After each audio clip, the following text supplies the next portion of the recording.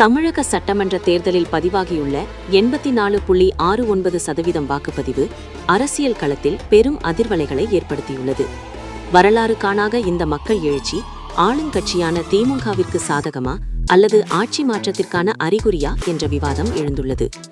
தமிழக அரசியல் களம் இதுவரை கண்டிராத ஒரு மாபெரும் ஜனநாயக புரட்சியை 2026 சட்டமன்ற தேர்தல் சந்தித்துள்ளது. நேற்று நடந்து முடிந்த வாக்கெடுப்பில் தமிழகம் தனது சொந்த சாதனையை தகர்த்து 84.69% வாக்குப்பதிவை நள்ளிரவு வரை பதிவு செய்துள்ளது. இந்த இமாலய புள்ளி விவரம் ஆளும் கட்சியான திமுகவின் நிம்மதியை குலைத்துள்ள அதே வேளையில் எதிர்க்கட்சிகளின் முகாம்களில் ஒருவித உற்சாகத்தை பற்றவைத்துள்ளது. தமிழக தேர்தல் வரலாற்றில் ஒரு எழுதப்படாத விதி உண்டு. வாக்குப்பதிவு சதவீதம் கணிசமாக உயரும் போதெல்லாம் அது தற்போதைய ஆட்சிக்கு எதிரான சத்தமில்லாத அலையாக மாறியிருக்கிறது. 2011 முன்னுதாரணம்.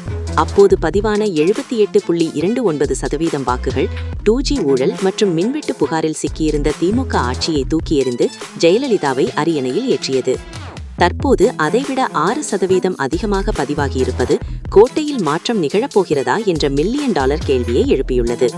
ஆளும் திமுக தரப்பு மகளிர் உரிமை தொகை, காலை உணவு திட்டம் போன்ற எங்களின் திராவிட மாடல் திட்டங்களுக்கு கிடைத்த அங்கீகாரமே இந்த 85% வாக்குப்பதிவு என்று மேலோட்டமாக சொன்னாலும் உள்ளுக்குள் கலக்கத்தில் இருப்பதாகவே அரசியல் நோக்கர்கள் கருதுகின்றனர். மகளிர் வாக்குப்பதிவு 85.76% உயர்ந்துள்ளது. இது அரசின் திட்டங்களுக்கான நன்றியா அல்லது விலைவாசி உயர்வு மற்றும் சட்டம் ஒழுங்கு மீதான பெண்களின் கோபமா என்பதில்தான் ஆளும் கட்சியின் தலைவிதி அடங்கியுள்ளது. நடிகர் விஜயின் தமிழக வெற்றிக் கழகம் TVK இந்த தேர்தலில் ஒரு வைல்டு கார்டு என்ட்ரியாக பார்க்கப்படுகிறது. இளம் வாக்காளர்கள் மற்றும் முதல்முறை வாக்காளர்கள் மத்தியில் காணப்பட்ட அதீத ஆர்வம் விஜயின் வாக்கு வங்கி கணிசமாக உயர்ந்திருப்பதை காட்டுகிறது. ஒருவேளை திமுக மற்றும் அதிமுக ஆகிய இரு துருவ அரசியலை வெறுத்து மக்கள் விஜய்க்கு வாக்களித்திருந்தால் அது வாக்கு எண்ணிக்கையில் மிகப்பெரிய திருப்பங்களை ஏற்படுத்தும். இது குறிப்பாக திமுகவின் வாக்கு வங்கியை சிதைத்திருக்குமோ என்ற அச்சம் அறிவாலயத்தில் நிலவுகிறது. அரசியல் வல்லுநர்களின் கூற்றுப்படி வாக்குப்பதிவு 80% தாண்டும் போது அது ஒரு நிச்சயமான தீர்ப்பை நோக்கி செல்லும். மக்கள் அதிக அளவில் வீட்டை விட்டு வெளியே வந்து வாக்களித்திருக்கிறார்கள் என்றால் அவர்கள் ஒரு மாற்றத்தை மிக தீவிரமாக விரும்புகிறார்கள். வேலைவாய்ப்பின்மை, போதைப் பொருள் புழக்கம் மற்றும் நிர்வாக குறைபாடுகள் மீதான அதிருப்தி இந்த வாக்குப்பதிவில் எதிரொலித்திருக்கலாம் என்று கணிக்கப்படுகிறது. தமிழகத்தின் அரசியல் எதிர்காலம் இப்போது மின்னணு வாக்கு எந்திரங்களுக்குள் பாதுகாப்பாக உள்ளது. 85% வாக்குகள் என்பது ஒரு சாதாரண எண் அல்ல. அது தமிழக மக்களின் இதய துடிப்பு.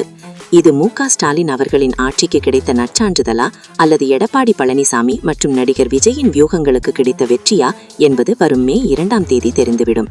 இருப்பினும் வரலாறு காட்டும் பாடத்தின்படி பார்த்தால் இந்த வரலாறு காணாத எழுச்சி திமுகவிற்கு ஒரு மிகப்பெரிய சவாலாகவே இருக்கும் என்பதில் மாற்று கருத்து இல்லை.